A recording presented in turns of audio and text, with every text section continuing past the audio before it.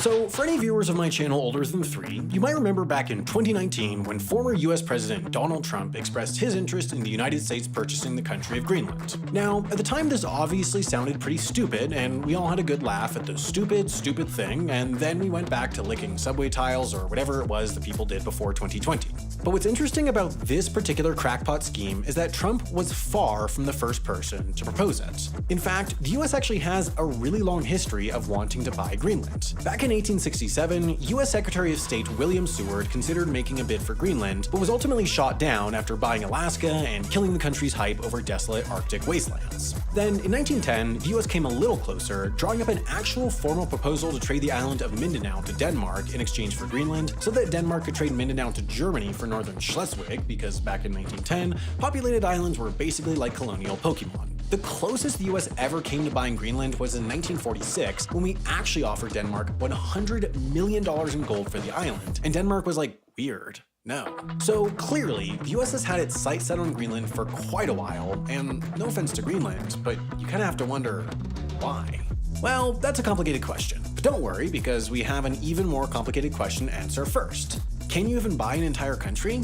The short answer is no, but the long answer is kinda not really, but maybe sorta? The main example that people point to is the Democratic Republic of the Congo, which, in a sense, was purchased in the late 1800s by Belgian King Leopold II, who privately bought up territories in Africa and declared it a country. But that example is not great, given that the local leaders didn't know what they were signing, the country never really operated as a real country, and King Leopold ended up killing 10 million people in the process. I mean, can you say I purchased an apple if I didn't pay for it, it's not an apple, and also I lit the grocery store on fire? Maybe, I'm not a scientist, but if this is the best example of countries being bought in modern history, then buying countries seemingly isn't a thing.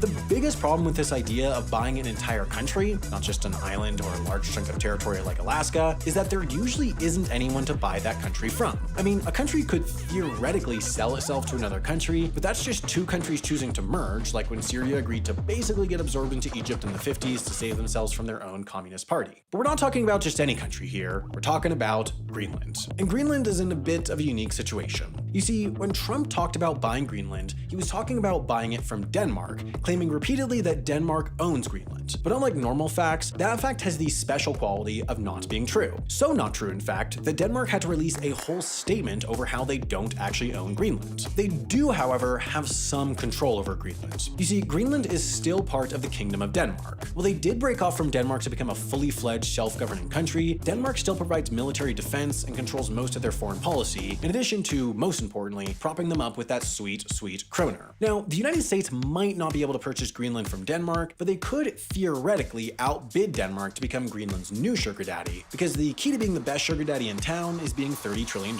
in debt. But let's just set aside the complicated geopolitical truth for a minute and fantasize about a world where the United States can buy whatever they want without the soy boys at the UN whining about self-determination. What use does the US have for this massive Scandinavian ice cube? Well, one particularly boring answer is that this massive Scandinavian ice cube is full of crude oil, coal, zinc, copper, and iron, which makes it pretty bad at being an ice cube, but pretty great at building more fighter jets that don't do anything. There is, however, a more interesting answer, and it has to do with this place, the Northwest Passage. Right now, the only practical way to ship stuff through the Americas is to go all the way down to the Panama Canal, because this is pretty much all ice. Or at least it was all ice until the oil companies of the world banded together to right this grave injustice. In recent years, shipping companies have started shaving days off their shipping routes by hiring icebreakers and trudging through the Arctic, but by 2060, this entire route will likely be completely open during the months of August and September. And if our heroes at Chevron keep it up, we might also get to see the theoretical transpolar sea route get some use for at least a couple of years before we all die. So this general area is going to become one of the most important economic regions in the world in the next decades, and as you might have noticed, Greenland is sitting smack dab in the middle of it. Also no coincidence that the US started panicking about Greenland a year after China started calling itself a near-Arctic state, which is about as true as calling Sweden a near-African state, but that didn't stop them from planning their own Arctic shipping routes and also asking if they could pretty please start buying military bases in Greenland. So hey, if you were in the market for Greenland, you probably want to do that sooner rather than later. But if instead of buying Greenland you want to just know more about the US's weird long history with acquiring territories around the world, I'd recommend checking out Daniel Immerwahr's book, How to Hide an Empire. And the best way to enjoy this book, at least in my opinion, is to listen to it for free with a membership to our sponsor, Audible. Look, I just love Audible. Being able to listen to my books while I'm doing dishes, driving to work, or taking a long flight has made it so much easier to get back into reading. Audible Plus subscriptions come with a massive library of best-selling audiobooks that you can take with you anywhere. Plus, if there's an audiobook you want that's not part of the streaming catalog, you can pick up an extra title for free every single month and keep it forever. On top of that, they have some killer original podcasts, sleep-inducing soundscapes, basically anything you'd want to put in your ears. And best of all, HI viewers get to try Audible Plus for free for 30 days, which includes unlimited access to their Audible Plus catalog and a credit to get any audiobook which you keep forever. I mean, come on, that's a free book. Why wouldn't you try it? Just click the button on screen or text HI to 500-500 or go to audible.com/HI to sign up for free, and you'll be helping HAI while you're at it.